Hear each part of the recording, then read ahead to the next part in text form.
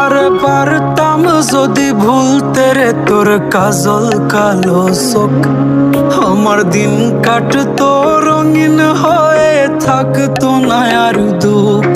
তোর মায়া মুখটা ভাসলে চোখে থাকে না রে হুশ।